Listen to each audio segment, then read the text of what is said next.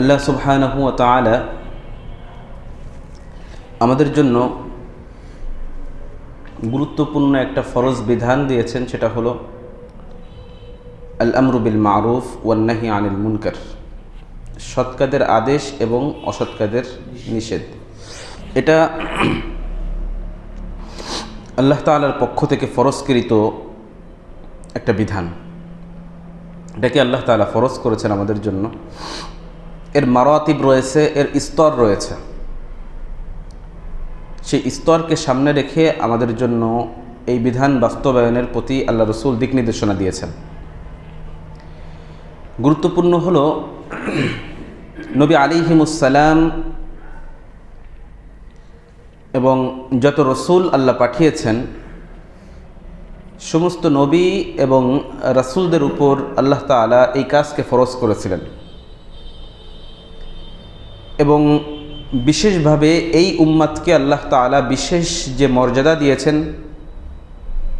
খায়রা উম্মাতের যে ঘোষণা আল্লাহ তাআলা দিয়েছেন, তার জন্য আল্লাহ তাআলা এটাকে শর্ত করেছেন যে এই উম্মাত সর্বোত্তম তখন যখন তারা এই বৈশিষ্ট্যকে আঁকড়ে ধরবে, সৎ কাজের আদেশ এবং অসৎ কাজের নিষেধ। আল্লাহ তাআলা ঈমানের আগে এর আলোচনা করেছেন। আমরা আয়াতটা দেখে সামনে যাই। সূরা আলে ইমরান আয়াত নাম্বার 110। আল্লাহ বলছেন, কুনতুম খায়রা উম্মাত উখরিজাত লিন-নাস। আল্লাহ বলছেন যে তোমরা শ্রেষ্ঠ উম্মত, তোমরা শ্রেষ্ঠ উম্মত। কুনতুম বলতে আল্লাহ তাআলা গোটা মুসলিম সম্প্রদায়কে বুঝিয়েছেন। উখরিজাত লিন-নাস, তোমাদের আবির্ভাব হয়েছে মানবতার কল্যাণের জন্য। উখরিজাত লিন-নাস, মানুষের জন্য, মানবতার কল্যাণের জন্য। তো মানবতার কল্যাণ, এটা আমরা সবাই মোটামুটি মানবতার কল্যাণের জন্য কাজ করি। প্রত্যেকটা সংস্থা, প্রত্যেকটা দল, প্রত্যেকটা উপদল, রাজনৈতিক হোক অরাজনৈতিক হোক, সবার এ দাবি রয়েছে যে তারা মানবতার জন্য কাজ করছে। সকলেরই এ দাবি রয়েছে যে সবাই তারা কি করছে, মানবতার কল্যাণের জন্য কাজ করছে। তো এজন্য মুসলিম হিসেবে আমাদের একটা কর্তব্য হয়ে গেছে যে মানবতার কল্যাণ বলতে আল্লাহ আসলে কি বুঝিয়েছেন সেটা বোঝা আমাদের জন্য জরুরি হয়ে গেছে। কারণ এটা যদি প্রত্যেকে তার মতো করে ব্যাখ্যা করে, প্রত্যেকেই নিজের মতো করে এই শব্দটাকে আপন করে নেয়, তো এই শব্দটার কি হবে, অপব্যবহার হবে। এখন একজন মুসলিম হিসেবে আমাদের কাজ হচ্ছে মানবতার কল্যাণটা বোঝা, যে আসলে মানবতার কল্যাণটা মৌলিকভাবে কোন পথে বা কোন কাজের মাধ্যমে মানবতার কল্যাণ হবে। তো আল্লাহ বলছেন যে তা'মুরুনা বিল মা'রুফি ওয়া তানহাউনা আনিল মুনকার, তোমরা সৎ কাজের আদেশ দিবে এবং অসৎ কাজ থেকে নিষেধ করবে। সৎ অসৎ এর নির্ণায়ককে, কোনটা সৎ কোনটা অসৎ এর নির্ণায়ককে, এটা আপনি বুঝবেন কিভাবে? তো আপনি যদি মুসলিম হন, আপনার কাছে সৎ এবং অসতের জন্য যে স্ট্যান্ডার্ড, তা হলো আল্লাহর পক্ষ থেকে আসা দিক নির্দেশনা। সৎ এবং অসতের স্ট্যান্ডার্ড কি? আল্লাহর পক্ষ থেকে আসা শরিয়া। শরিয়াত যেটাকে হক বলেছে, মানে যেটাকে কি বলেছে, সত্য বলেছে, সৎ বলেছে, সেটা সৎ। শরিয়াত যেটাকে অসৎ বলেছে, অসত্য বলেছে, সেটা অসৎ, অসত্য। একজন মুসলিম হিসাবে এর বাহিরে যাওয়ার সুযোগ আছে কিনা? সুযোগ আছে?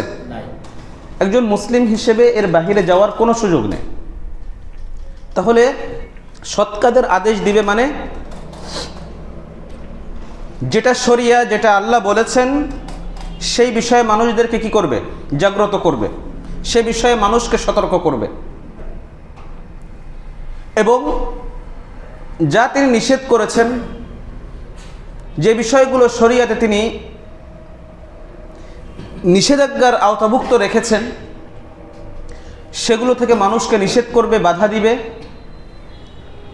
এবং মানুষদেরকে তার ব্যাপারে সতর্ক করবে। তাহলে সৎ এবং অসৎ এই বিষয়টা আমরা কার কাছ থেকে নিব? আল্লাহর কাছ থেকে নিব। তাহলে আমাদের কাছে সৎ অসতের মানদণ্ড কি, স্ট্যান্ডার্ড কি? আল্লাহর শরিয়া। আল্লাহ যেটা শরিয়াতে বৈধ করেছেন সেটা সৎ, যেটা অবৈধ করেছেন সেটা অসৎ। তাহলে আপনি কি বুঝতে পেরেছেন যে সৎ কাজের আদেশ বলতে কিসের আদেশ? শরিয়ার আদেশ। অসৎ কাজের নিষেধ বলতে শরিয়া যেটাকে কি করেছে? নিষেধ করেছে, সে থেকে মানুষকে নিষেধ করা, বাধা দেওয়া। এরপর আল্লাহ বলছেন ওয়া তুমিনুনা বিল্লাহ, তোমরা আল্লাহর প্রতি ঈমান আনবে। তোমরা আল্লাহর প্রতি কি করবে? ঈমান আনবে। কেন আল্লাহ তাআলা সৎ কাজের আদেশ আগে আলোচনা করে এরপরে আল্লাহ বলছেন ওয়া তুমিনুনা বিল্লাহ, পরে বলতেছেন তোমরা আল্লাহর প্রতি ঈমান আনবে? এটা গুরুত্বপূর্ণ বিষয় না? অথচ ঈমানের বিষয়টা কোথায় থাকা দরকার ছিল? আগে থাকার দরকার ছিল। এ ব্যাপারে তাফসীরের কিতাবগুলো দেখলাম অনেক লম্বা চওড়া আলোচনা করা হয়েছে। আমি তার সারনির্দেশটুকু বলি আপনাদের। সেটা হলো যে সৎ কাজের আদেশ অসৎ কাজের নিষেধের যে বিষয়টা, এটা বিশেষভাবে এই উম্মতের বৈশিষ্ট্য। অন্য উম্মতকে সবাইকে আল্লাহ তাআলা ঈমানের ক্ষেত্রে কি করেছেন? শামিল করেছেন। সবাইকে মুমিন হতে হবে, সবার ঈমান আনতে হবে, ঈমান আনতে সবাই বাধ্য। কিন্তু সৎ কাজের আদেশ অসৎ কাজের নিষেধের বিষয়টাকে আল্লাহ তাআলা বিশেষভাবে এই উম্মতের বৈশিষ্ট্য হিসেবে কি করেছেন? উল্লেখ করেছেন। এবং এই উম্মতের শ্রেষ্ঠত্বের মানদণ্ড হিসেবে রেখেছেন কোনটা? সৎ কাজের আদেশ অসৎ কাজের নিষেধ। আবার কেউ কেউ বলেছেন যে ওয়া তুমিনুনা বিল্লাহর সম্পর্ক আগের সাথে। সেটা হলো যে তোমরা সৎ কাজের আদেশ অসৎ কাজের নিষেধ এই কাজ করবে যে অবস্থায় তোমরা ঈমান এনেছো, অর্থাৎ নিজেরা ঈমানও আনতে হবে। নিজেরা কি করতে হবে? নিজেরা ঈমান আনতে হবে। ঈমান না এনে এই কাজ আল্লাহর কাছে কি হবে না? মূল্যায়িত হবে না। যাই হোক,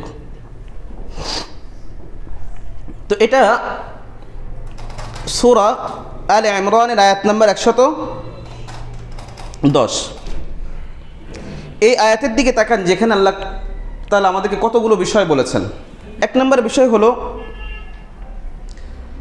যে আল্লাহ তাআলা এখানে নবীদের যে একটা কাজ, সৎ কাজের আদেশ অসৎ কাজের নিষেধ,